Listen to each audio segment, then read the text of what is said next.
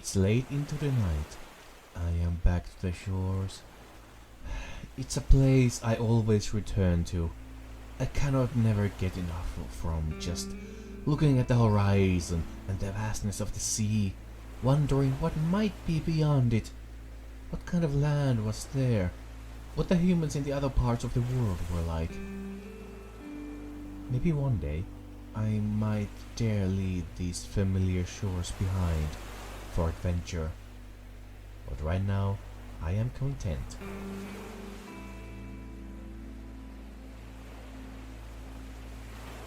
It is already enough for me to travel across this land alone, to see different creatures and human mortals, to see if anyone might need some helping or parts of nature requiring healing. There are already enough to work here. Everyone always needs help, one way or another, and we are here to help the best we can. But now, I want to get away from the troubles of the world and just enjoy the beauties of nature and what it can offer. Visiting these shores, especially during calm nights, are the best way to get away from it all. I can see the small lights of the stars and moon reflect on the calm, watery surface. The calming sound of the waters hitting the shores is soothing. I breathe in as the wind from the sea breezes at my face. I take in the scent of the sea, and I hope there might be some from the lands beyond. My ears twitch as the cool wind tickles them. My mane flows just slightly with the wind. I feel truly alive. It is just me and the calm shores, with the beauty of the night shining down upon me and everything around me. And, I see.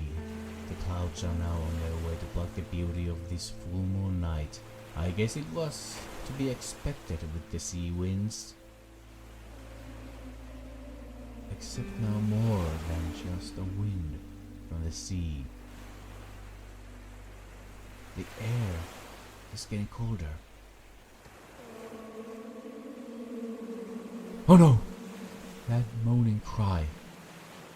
I know what or who it is. In a hurry, I channel my magic through my staff, creating a veil around me that should hopefully hide me from all the eyes. The air is growing even colder. Another gust of cold wind blows over me, and I shiver from it. The trees close to me also shiver from it and crack. They move in a way what looks like they are trying to escape the cold that is to come, and I don't blame them. She's getting closer. I can see now how parts of the shore and water are slowly freezing over. So, she's that close. Thank goodness for masking myself so quickly. All I can hope now, that my spell can hide me. It is not always the most reliable way to hide. Now, I see her. A dark figure that just floats above the waters. The figure is covered in dark rags and cloak, more darker than the night sky. The dark rope covering this figure's entire body, and hugged tightly. Over the head was a hood that was shrouded in darkness, so nothing could be seen what was under it. The only source of a life that you could see through that darkness were two cold, glowing eyes. Besides the eye, the only thing that showed that there was someone under those robes, their dark blue hands. Another sad and cold breath of air and sound escaped her lips that freezes everything in front of her. The cold already reached me, and I was shivering from the sheer terror and cold. I tried to keep my teeth from chattering so that she might not hear me. I am not sure how strong my spell is, but with her, you needed all the power to protect yourself from her. A spirit that has been affected by strong, cold emotions is something you have to wish to never meet. The cold gets more intense as she approaches. I hear as the trees move from fear, almost like they are trying to tear themselves from the ground, away from the dark and cold presence that is floating by. She hovers almost near me, further into the land. I only hope she moves quickly before I freeze all over. Even fully clothed, I still feel like I am just standing naked in the terrible cold. She's now passing me by. Just try to hang on a bit more. She stopped! Oh no! Oh no! The red looks around. A more quiet moan now leaves the creature, as it no doubt probably senses something close around. It must have been some of my magical aura that radiated before casting my spell that she sensed. Her head moves from left to right, looking around. Her gaze turned fully to my direction. My heart stops at the moment. I feel a cold breeze that emanates from her. The cold eyes slowly crawling through the crown towards me. Now that she's stationary, shallow breaths can be heard from under the hood. Small vapors rise from under it. The pale blue eyes that can look so cold, angry and distant. If you just give it a glance, I myself still see that same sadness, desperation, just loneliness. I try to make my breath quiet and calm as possible, and I am sure that I am now just holding my breath, waiting for the moment when she would see through my spell. Or I might just die from the cold of her presence. The frost has now reached the tips of my hooves and slowly starting to creep upwards. I cannot take this torture much longer. Then I hear another sad, quiet sigh coming from the hood, and the dark figure turns from me and floats away. I feel the cold presence finally receding. I try still keep myself steady as she floats away, further and further from me, moaning her sad song to the dark night skies, to all who only run away from her.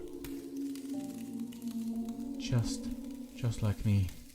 It is a sad story. She was not always like this.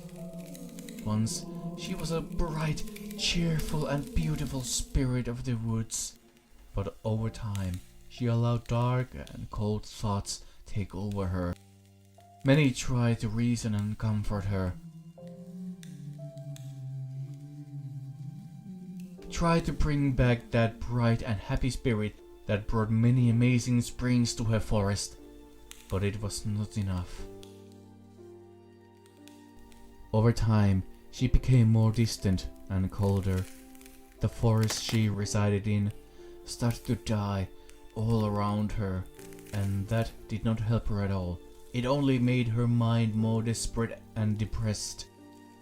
Slowly the forest just became lifeless. There were no leaves or needles growing on the tree branches. Almost all the animals had fled or passed away. A thick mist had formed around the woods, making it seem more and more haunting. Unfortunately, too late did she realize what had happened and why it had happened, but that was just too much for her. Her mind simply shattered. I still remember the pain she howled. Many might have mistaken it for a lonely wolf's howl. A wolf that had lost its way and sadly tried to call for its pack, and was not able to get any response, which only made it more desperate. With that, she left her woods, feeling nothing but a cold loneliness now, with also great desperation of getting back what she had lost. To feel the warmth again, seeing the forest thrive with life and wanting to become what she used to be. Well, I think that's what's going through whatever remains of her mind. That is my hope, but who can ever know? I hope she can find whatever she's looking for, and maybe it can bring her peace or even return to her what she used to be. And I hope to see that same bright, happy spirit that flew across the trees of her forest, small leaves and blades of grass falling from her hair, the happy little giggles followed by a happy song as she seeded her woods with life. I wish I could have done more, but I simply don't know what I can do. I will keep on hoping, and also thinking if there's something I can do to help her to see the way again.